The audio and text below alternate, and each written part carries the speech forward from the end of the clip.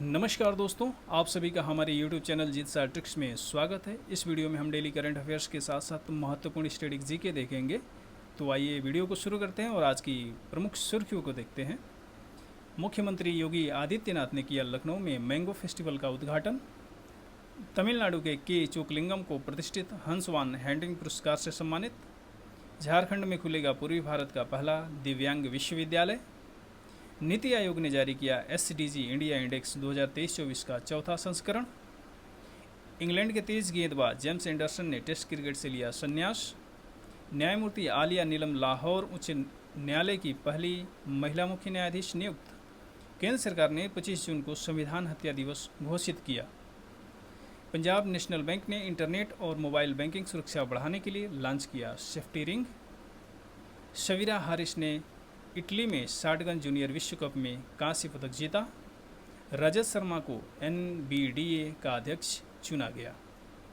तो आइए इस पर आधारित हम प्रश्नों को देखते हैं। पहला प्रश्न है, मैंगो फेस्टिवल किस राज्य में मनाया जाता है? तो इसका सही आंसर है उत्तर प्रदेश में मनाया जाता है। उत्तर प्रदेश के लखनऊ में, उत्तर प्रदेश के लखनऊ में मैंगो फेस्टिवल मनाया जाता है। और ये जो लखनऊ में ही केंद्रीय आम अनुसंधान संस्थान भी है। आम अनुसंधान संस्थान भी कहाँ पे है? तो ये भी याद रखिएगा, लखनऊ में ही स्थित है। अम्बुबाची का मेला कहाँ पे लगता है? तो ये असम में लगता है। असम के कामाख्या मंदिर में, असम के कामाख्या मंदिर में प्रसिद्ध अम्बुबाची का मेला लगता है, तो इसको याद रखिएगा। पक्के हार्नबिल महोत्सव कहाँ पे मनाया जाता है, किस राज्य में? तो अरुणाचल प्रदेश में मनाया जाता है। अरुणाचल प्रदेश में पक्के पागा हार्नबिल महोत्सव मनाया जाता है। अगर पूछा जाएगा केवल हार्नबिल महोत्सव, तो नागालैंड में मनाया जाता है। नागालैंड में हार्नबिल महोत्सव मनाया जाता है, जबकि पक्के पागा हार्नबिल महोत्सव है अरुणाचल प्रदेश में मनाया जाता है। अरुणाचल प्रदेश में एक पक्के टाइगर रिजर्व भी है, इसको भी याद रखिएगा। पक्के टाइगर रिजर्व अरुणाचल प्रदेश में ही है। बोनालू महोत्सव कहाँ पे मनाया जाता है? तो ये तेलंगाना में मनाया जाता है। बोनालू महोत्सव तेलंगाना में मनाया जाता है। नुआखाई महोत्सव उड़ीसा राज्य में मनाया जाता है। उड़ीसा में मनाया जाता है। नुआखाई महोत्सव कहाँ पे? उड़ीसा में मनाया जाता है। और चारकूट महोत्सव मिजोरम में मनाया जाता है। मिजोरम में चारकूट महोत्सव मनाया जाता है, जबकि पोंगल तमिलनाडु का प्रसिद्ध पर्व है। तमिलनाडु का प्रसिद्ध पर्व कौन है? पोंगल है। जबकि ओणम केरल का प्रसिद्ध पर्व है, तो इसको भी याद रखिएगा। प्रवासियों के लिए सबसे किफ़ायती देशों की सूची में प्रथम देश कौन है? तो जो किफ़ायती देश है, इसका मतलब कि कम खर्चे में वहाँ पे जीवन यापन हो सके, तो ऐसे देशों की सूची में पहले स्थान पे है वियतनाम है। वियतनाम है पहले स्थान पे, और दूसरे स्थान पे है कोलंबिया। कोलंबिया है। तीसरे स्थान पे है इंडोनेशिया। इंडोनेशिया तीसरे स्थान पे है, जबकि इस सूची में भारत का स्थान छठवां है। भारत का स्थान कौन सा है? छठवां है। भारत छठे स्थान पे है किफ़ायती देशों की सूची में। प्रसिद्ध हंस हैंटिंग पुरस्कार 2024 से किसे सम्मानित किया गया है? तो इसका सही आंसर है के चोकलिंगम को यह पुरस्कार दिया गया है। के चोकलिंगम तमिलनाडु के रिटायर्ड प्रोफेसर हैं, उन्हीं को ये 2024 का हंस हैंटिंग पुरस्कार दिया गया है। BR कंबोज को MS स्वामीनाथन पुरस्कार दिया गया है 2024 का MS स्वामीनाथन पुरस्कार BR कंबोज को दिया गया है। जबकि वसंत लक्ष्मी नरसिम्हाचारी को नृत्य कलानिधि पुरस्कार दिया गया है। नृत्य कलानिधि पुरस्कार जो दिया गया है 2024 का, वो किसको दिया गया है? वसंत लक्ष्मी नरसिम्हाचारी को दिया गया। उषा ठाकुर को विश्व हिंदी सम्मान दिया गया है। विश्व हिंदी सम्मान दिया गया है उषा ठाकुर को, ये भी याद रखिएगा। हाल ही में गुलवेंकियन पुरस्कार 2024 किसे प्रदान किया गया है? तो गुल्बेकियन जो पुरस्कार होता है, गुल्बेकियन पुरस्कार ये दो संस्थाओं और एक व्यक्ति को दिया गया है इस बार का, जो एक आंध्र प्रदेश की एक संस्था है APCNF है। इसका फुल फॉर्म है आंध्र प्रदेश कम्युनिटी मैनेज्ड और नेचुरल फार्मिंग। तो ये आंध्र प्रदेश की संस्था है, इसी को गुल्बेकियन पुरस्कार दिया गया है। इसके साथ साथ एक भारतीय मूल के एक व्यक्ति हैं प्रोफेसर रतन लाल हैं, उनको भी ये पुरस्कार दिया गया है। और इनके साथ एक मिस्र की एक संस्था है सेकेम, उसको भी ये पुरस्कार दिया गया है। तो आंध्र प्रदेश की कौन सी संस्था है? APCNF है, जिसको ये पुरस्कार दिया गया है। इस पुरस्कार की जो राशि होती है 1 मिलियन यूरो होती है। इस पुरस्कार की राशि कितनी होती है? 1 मिलियन यूरो होती है। और ये पुरस्कार किस लिए दिया जाता है? तो यह पुरस्कार दिया जाता है कि जलवायु कार्रवाई और जलवायु समाधान में जो उत्कृष्ट योगदान देते हैं उनके लिए यह पुरस्कार दिया जाता है। जो APCNF है, इस आंध्र प्रदेश समुदाय प्रतिबंधित प्राकृतिक खेती, हिंदी में इसका फुल फॉर्म है। इसकी शुरुआत हुई थी 2016 में। और ये कौन सा काम करता है APCNF? तो ये काम करता है कि जो छोटे किसान हैं, जो रासायनिक खाद का यूज करते हैं कृषि के लिए, उनको प्राकृतिक खेती के लिए प्रोत्साहित करती है ये संस्था APCNF। यूनाइटेड किंगडम की प्रथम महिला वित्त मंत्री कौन है? तो इसका सही आंसर है रेचल रिप्स जो हैं यूनाइटेड किंगडम की प्रथम महिला वित्त मंत्री हैं। वर्ष 2024 का ब्लू प्लैनेट पुरस्कार किसे प्रदान किया गया? तो इसका सही आंसर है IPBES को दिया गया है ये पुरस्कार, IPBES को, यानी इसका फुल फॉर्म है inter governmental platform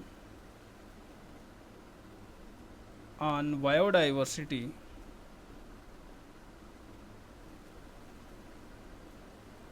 and ecosystem services. तो ये फुल फॉर्म है IPBES का, ठीक है। इसी को ये पुरस्कार दिया गया है इस बार का। और जो IPBES है, इसकी स्थापना जो हुई थी 2012 में हुई थी। और 2012 में कहाँ पे हुई थी? पनामा सिटी में इसकी स्थापना हुई थी। पनामा सिटी में स्थापना हुई थी। IPBES का जो मुख्यालय है या सचिवालय है वो बान में है, बान में स्थित है। और बान कहाँ पे है? जर्मनी में। तो जर्मनी में स्थित है इसका सचिवालय। और इसके जो सदस्य हैं वो 145 सदस्य हैं और भारत भी इसका सदस्य है, यानी भारत सहित सदस्यों की संख्या 145 है। जो ब्लू प्लैनेट पुरस्कार है ये जापान की एक संस्था है, फाउंडेशन है, असाही ग्लास फाउंडेशन। असाही ग्लास फाउंडेशन है, उसी के द्वारा यह पुरस्कार दिया जाता है। असाही ग्लास फाउंडेशन के द्वारा हर साल यह पुरस्कार दिया जाता है। और जो पुरस्कार की राशि होती है वो 5 लाख अमेरिकी डॉलर होती है। तो इसे भी याद रखिएगा, 5 लाख अमेरिकी डॉलर ये पुरस्कार की राशि होती है। पूर्वी भारत का पहला दिव्यांग विश्वविद्यालय किस राज्य में खोला जाएगा? तो इसका सही आंसर है झारखंड में खोला जाएगा। झारखंड की राजधानी रांची में खोला जाएगा। अच्छा, झारखंड राज्य की स्थापना कब हुई थी? 15 नवंबर 2000 को हुई थी। और इसके मुख्यमंत्री भी वर्तमान में कौन है? तो ये भी याद रखिएगा, हेमंत सोरेन है। जबकि यहाँ के जो राज्यपाल हैं, राज्यपाल कौन है? तो CP राधाकृष्णन है। CP राधाकृष्णन यहाँ के राज्यपाल हैं। विश्व का सबसे बड़ा रामायण मंदिर कहाँ बनाया जा रहा है? तो इसका सही आंसर है बिहार में ये बनाया जा रहा है। बिहार में निर्माण किया जा रहा है। अंतर्राष्ट्रीय बंदरगाह किस राज्य में स्थित है? तो इसका सही आंसर है केरल के तिरुवनंतपुरम में यह स्थित है, केरल राज्य में स्थित है। और यह भारत का पहला deep water container shipyard port है। भारत का पहला डीप वाटर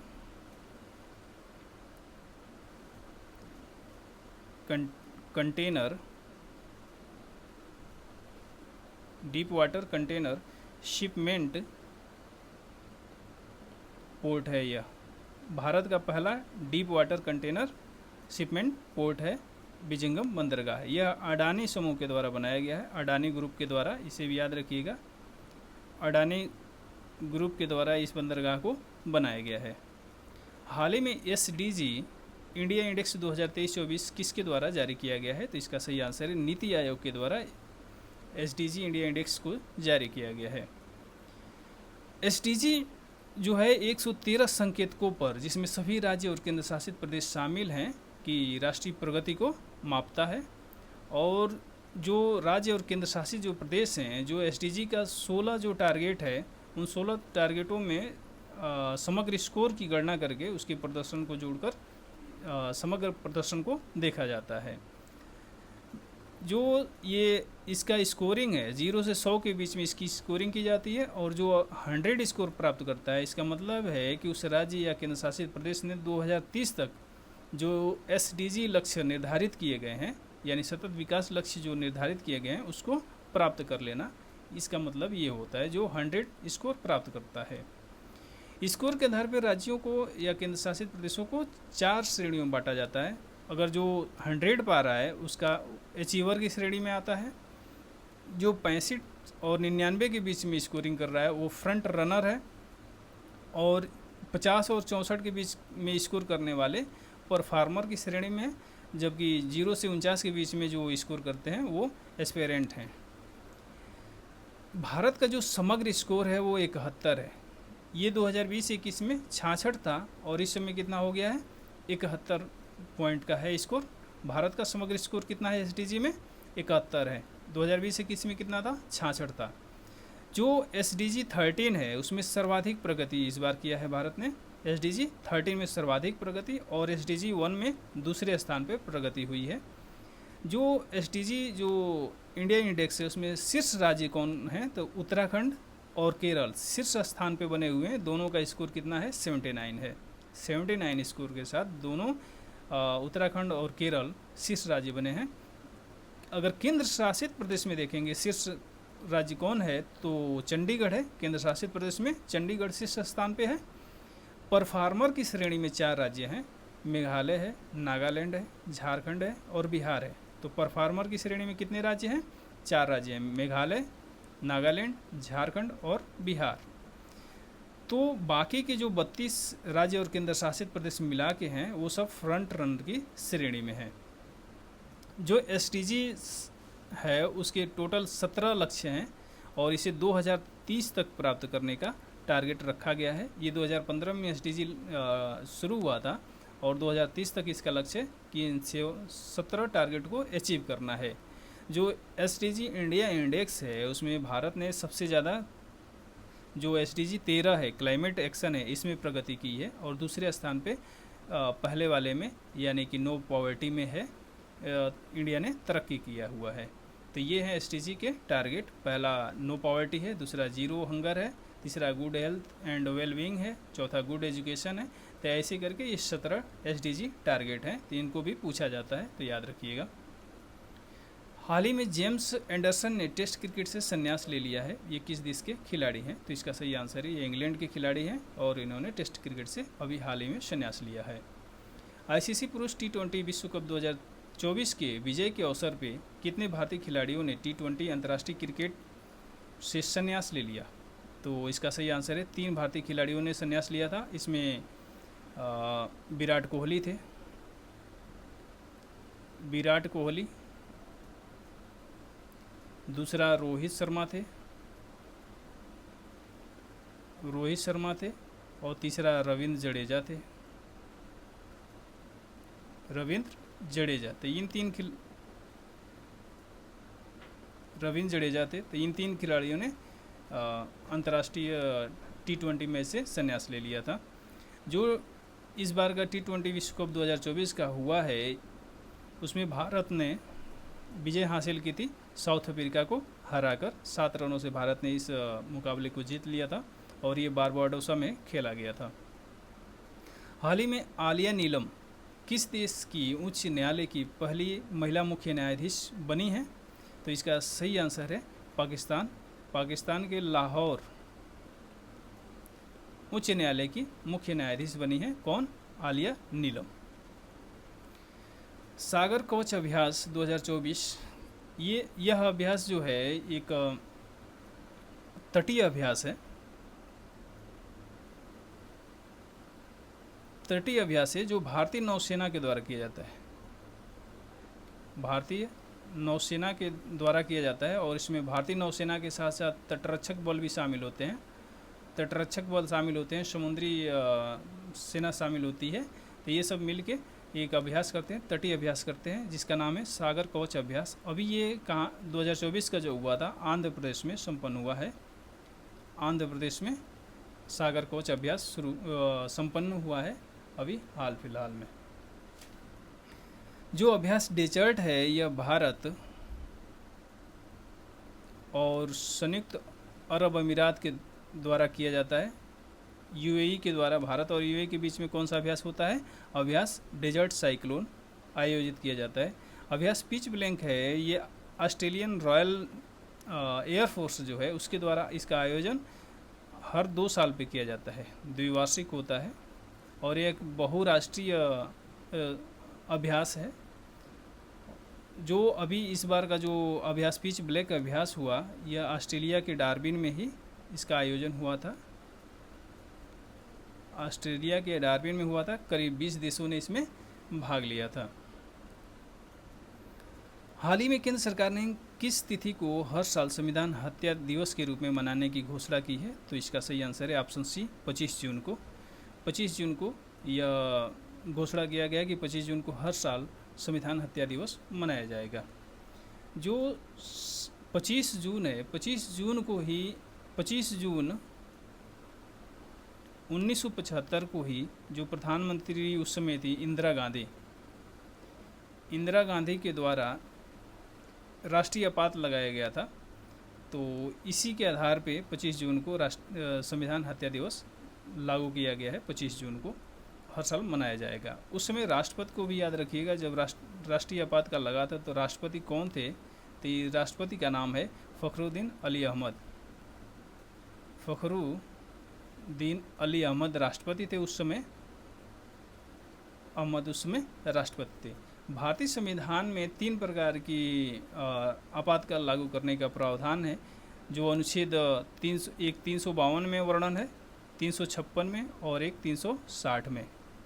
352 के तहत अगर बाह्य आक्रमण हो रहा है, सशस्त्र विद्रोह हो रहा है तो राष्ट्रीय आपातकाल लगता है। 356 के तहत किसी राज्य में अगर कोई राज्य की सरकार संवैधानिक प्रावधान के अनुरूप नहीं चल रही है तो राज्य में राष्ट्रपति शासन लग जाता है 356 के अंतर्गत। और 360 के अंतर्गत वित्त आपातकाल लग जाता है। तो ये भी याद रखिएगा, वित्तीय आपातकाल लग जाता है। तो 360 अभी तक भारत में वित्तीय आपातकाल नहीं लगा है। 356 बार बार राज्यों में लगते रहते हैं। और 352 जो है अभी तक भारत में एक बार इम्प्लीमेंट किया गया था, एक बार लागू किया गया था 25 जून 1975 को इंदिरा गांधी की सरकार के द्वारा। उस समय राष्ट्रपति फ़खरुद्दीन अली अहमद थे। 21 जून को अंतर्राष्ट्रीय योग दिवस मनाया जाता है, जबकि 6 जुलाई को विश्व जूनोसिस दिवस मनाया जाता है। और 11 जुलाई को विश्व जनसंख्या दिवस मनाया जाता है। तो इसको भी याद रखिएगा। सत्यमंगलम टाइगर रिजर्व किस राज्य में स्थित है? तो इसका सही आंसर है यह तमिलनाडु में स्थित है। तमिलनाडु के ईरोड में यह स्थित है। तो तमिलनाडु में स्थित है। और इसको टाइगर रिजर्व 2013 में घोषित किया गया था। 2013 में सत्यमंगलम टाइगर रिजर्व घोषित किया गया था। और यह टाइगर रिजर्व पूर्वी और पश्चिमी घाट को, पूर्वी और पश्चिमी घाट को जोड़ता है, ये भी याद रखिएगा, जोड़ता है। ठीक है। लोकपथ मोबाइल ऐप, यह मध्य प्रदेश सरकार के द्वारा चलाया गया है। मध्य प्रदेश सरकार के द्वारा सड़क समस्याओं के समाधान के लिए लोकपथ मोबाइल ऐप जारी किया गया है।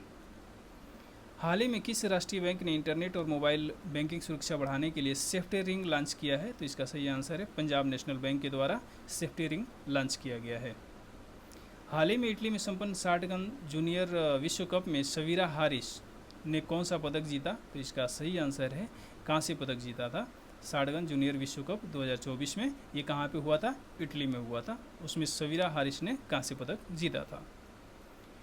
एशियाई पुरुष बिलियर्ड्स चैंपियनशिप 2024 का विजेता कौन है? तो इसका सही आंसर है ध्रुव सितवाला। ध्रुव सितवाला जो हैं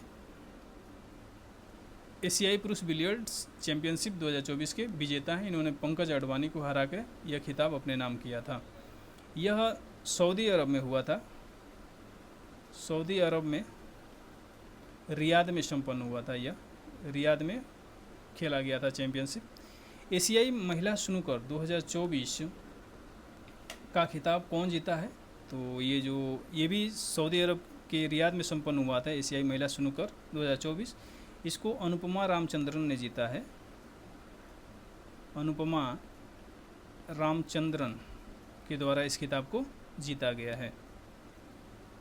हाल ही में किसे NBDA का अध्यक्ष चुना गया है? तो इसका सही आंसर है रजत शर्मा को चुना गया है NBDA का अध्यक्ष। जो रवि अग्रवाल हैं ये CBDT के अध्यक्ष हैं, जबकि धीरेन्द्र ओझा जो हैं PIB इंडिया के अध्यक्ष हैं। PIB इंडिया के अध्यक्ष हैं और CS सेठी SBI के चेयरमैन हैं। तो ये भी ध्यान में रखिएगा। इस वीडियो में बस इतना ही। जय हिंद।